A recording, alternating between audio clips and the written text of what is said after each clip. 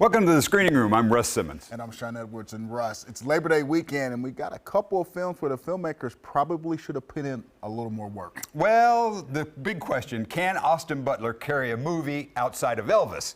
Well, if the comic thriller Caught Stealing is any indication, the answer is yes.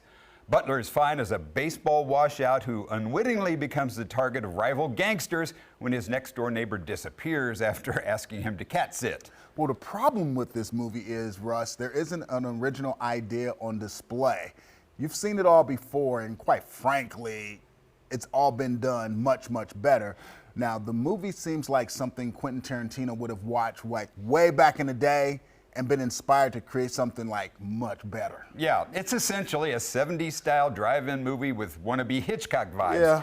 It's got a great cast and is made by a first-rate director, Darren Aronofsky, That's very true. who's gone slumming in a new genre. Caught Stealing is finely crafted sleaze. No, Austin Butler is fine. I mean, but Russ, he can only do so much to elevate the material he was given. And he and Zoe Kravitz, now they do have a tremendous amount of chemistry. It's just there aren't enough scenes between the two.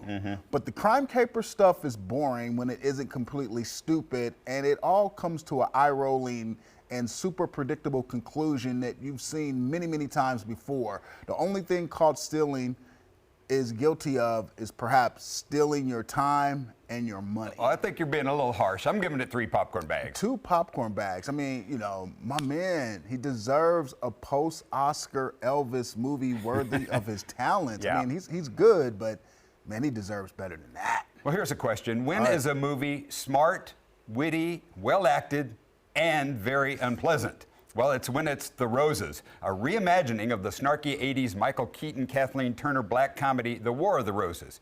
Benedict Cumberbatch and Olivia Colman are excellent as a married couple whose petty bickering and jealousy ultimately lead to an eruption.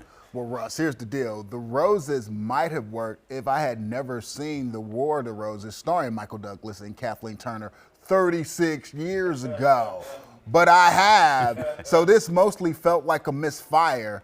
Now, for fresh eyes, many may find the banter funny if you're really into dark comedy. But the mood swings are pretty wild in this one, and whether those bitter exchanges are funny or exhausting really is in the ear of the beholder. The Roses is one nasty middle finger salute to marriage. Yeah, now here's, like you said, the acting between Benedict Cumberbatch and Olivia Colman is exceptional. You know, they're great. It's just the two lack chemistry. And you know what? They didn't have any at all. Yeah. And the stakes feel awfully forced. And as the couple fire out F-bombs and the C word, it becomes sort of like a numbing effect. Agreed. It's basically a situational switch movie that wants to say a thing or two about marriage, but Russ, ultimately, it doesn't. Well, there were a few laughs, and I thought the cast was so good, I'm giving it 3 popcorn bags. I love the cast. I really do. I just hated the movie. 2 popcorn bags for The Roses. You can see all of our reviews and interviews with Hollywood's biggest stars at fox4kc.com/screening room. Check us out on our YouTube page. And you can also go to our Fox 4 Screening Room Facebook page. But I really want to talk about this new podcast we're doing. We do it like right after we do our segments here at Fox 4, and we get a chance to really dive deep into some real cool movie talk. It's fun. Check it out. It's on, how do you watch it? WDAF Plus. Yeah, WDAF Plus. I don't know how you watch it. Pat, Nick, y'all can explain to the people how you watch it, but the podcast is really cool. It's great. You download the WDAF Plus app on your smart TV. Fox4kc.com/WDAF Plus. That'll give you all the instructions you need to get it downloaded. There you go. See, I knew Nick would know. Yeah. See, he just rattled that off real quick. But no, check it out though. We really and Pat, you got to come on. Nick, you got to come on. And we don't have time now, but give us an update on the Black Movie Hall of Fame. Okay, And then cool. also talk about how Hollywood needs to have some original ideas. You just talked about 2 movies that really are kind of repeats of old ones that we've already seen before. True enough. That's true. You just got to rewatch Sinners and Weapons.